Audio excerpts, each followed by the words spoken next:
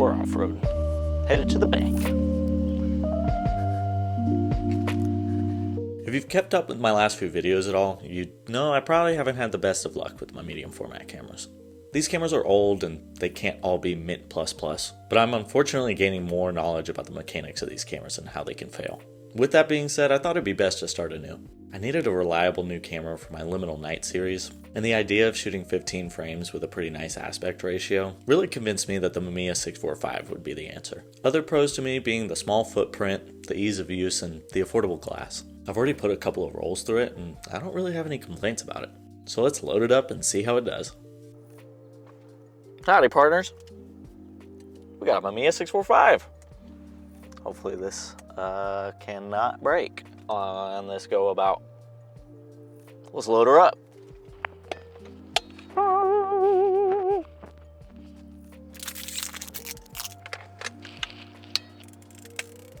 Let's hit it.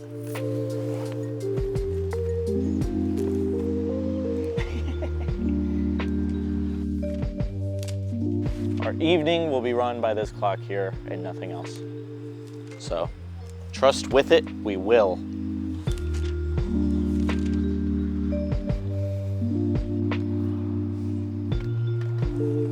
Ooh, she's hiding in the bushes. Didn't even see you there.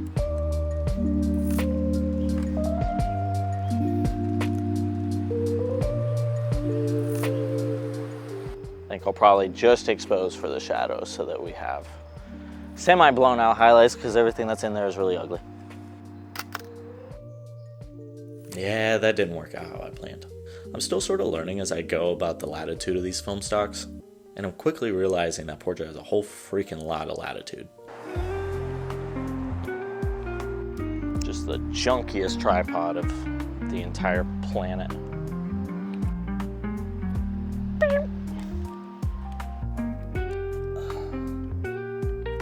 I feel like I overachieved. I feel like I didn't need to go this ham. Yeah, so half a second on this one.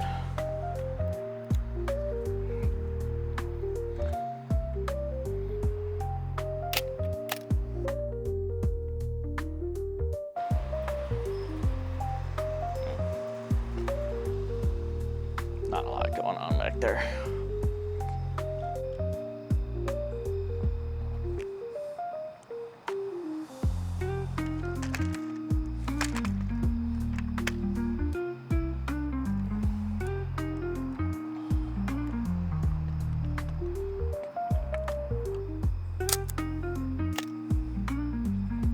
Sweet. Let's get this money.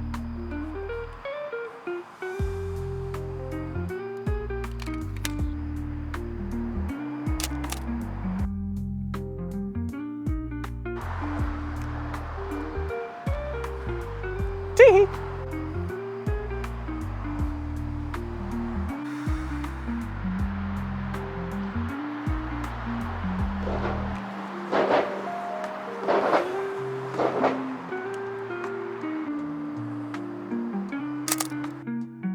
This one feels really nice to me.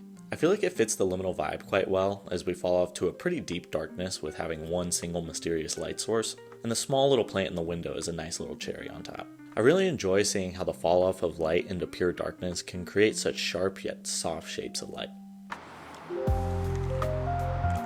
Boop.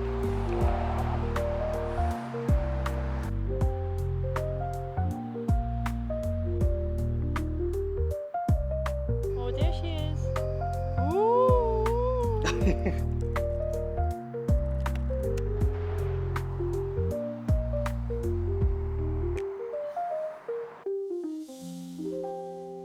Closed. Look, more or less closed.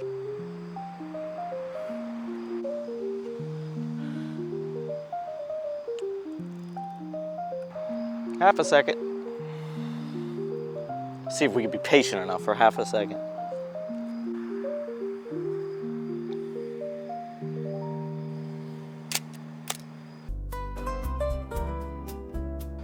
Dope. I think I'll take one more at a quarter. See if I like that better.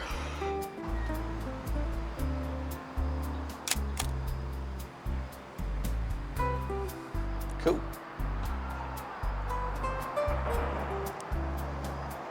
And to continue on the 645 journey, we met up with David for another night walk, but not before a quick refresher on how to take photos you don't hate.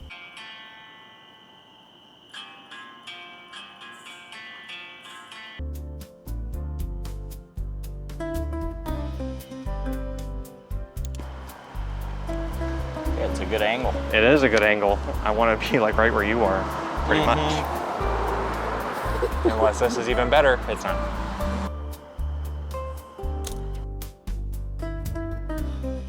For how long? Sixth. A sixth? Yeah.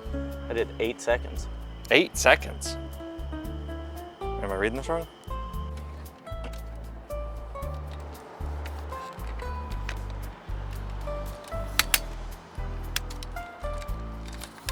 We lost David.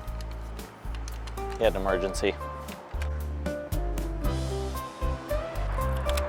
Here we go.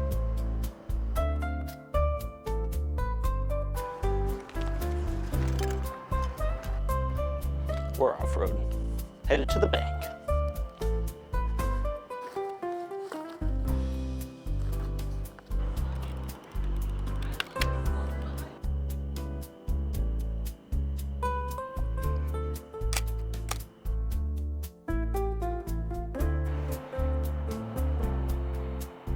He's re-entering the world. Crisis averted, thank God.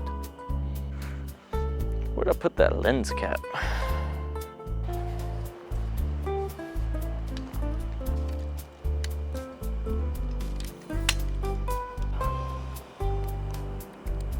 We'll do 2 seconds on this guy. Maybe even we'll do 4. Just kind of go ham for almost no reason.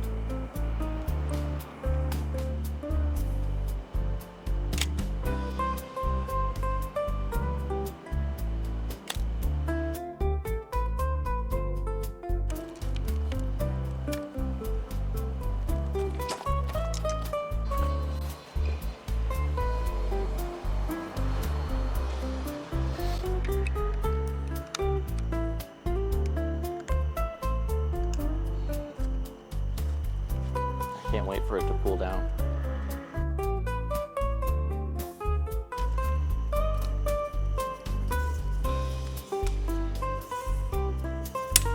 So I guess So if 8 at an 8, 8 seconds at an 8 is the baseline for how low it'll read. If it starts ticking up from there, then it's yeah, more that's reliable. kind of what I compare it to.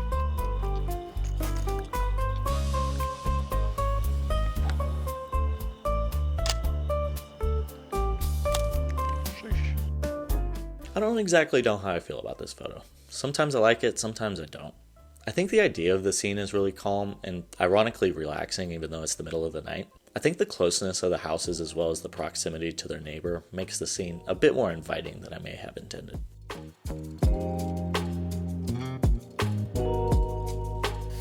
reciprocity. Reciprocity.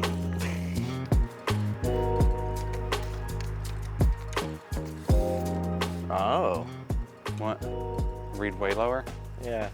Yeah. 15 seconds. And then the wall is 4. Yeah, and then the ground is under. There we go. Just my, I guess.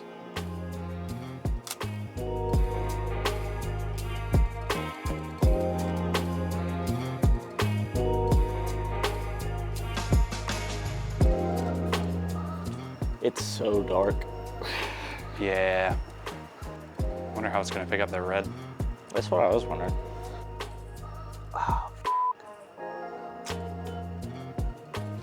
Here we go for 18 seconds.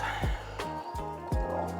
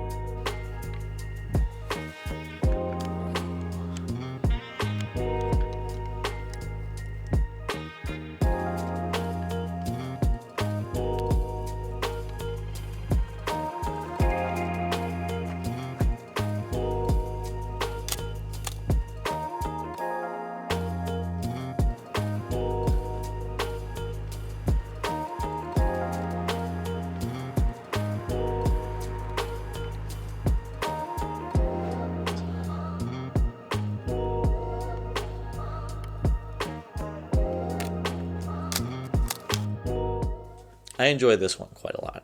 This is another style of shot that can work well in rather specific scenarios. The color contrast between our subject and background is quite pleasing, and I think it works even a little better when the background's exposure doesn't overwhelm the subject, and I believe this photo is a great example of that.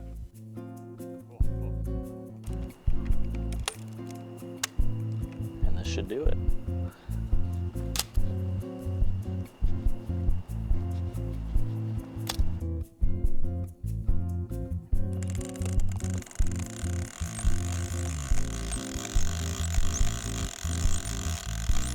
So, how has the 645 performed up to this point? Well, I think the form factor again is great. It's not overwhelming to carry around, the advance lever is predictable and gentle, and although my prism is a little loose, after some research I learned that this exact prism has become loose for many of these cameras, and overall the results are still great. It's really nice to have the ease of mind that my camera is performing as advertised.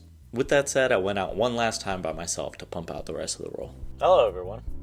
We don't have a Kate today. I'm by myself, shooting my own B-roll.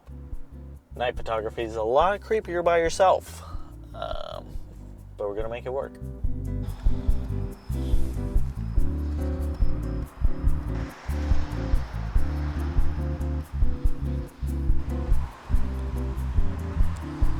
I don't know if it's super interesting, but we gotta start the night off with something.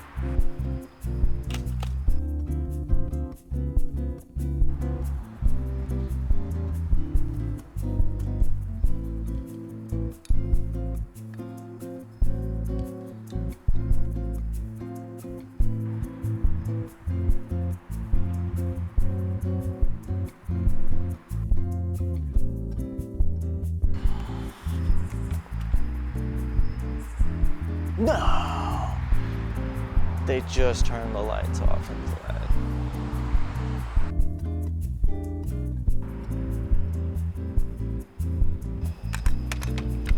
I'm sure you guys could probably see it, but there's a really hideous orange light up top that I'm gonna try to frame out with this guy.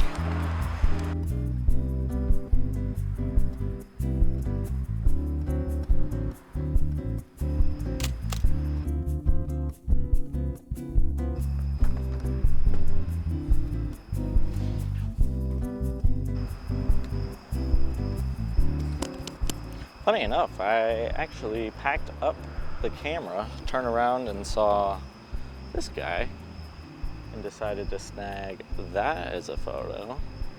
But then while I was doing this, I found this little spot down here that I think I'll also snag as a photo because this feels weird. I think the last thing I want to do by myself right now is get in the woods, but here we are.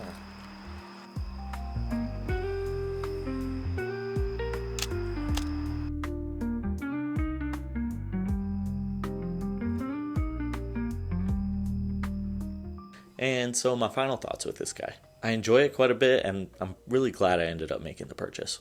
I'm also a little excited to be able to print some of these photos a bit larger than I could have before, as well as having a little bit more flexibility in post to be able to do my best to balance the shadows and the highlights. Now I'm still on the front end of the learning curve, but I'm having a really great time so far, and I'm really stoked with the results even for the first couple of rolls. I'm hoping it'll continue to function as advertised for the foreseeable future. Thanks for watching.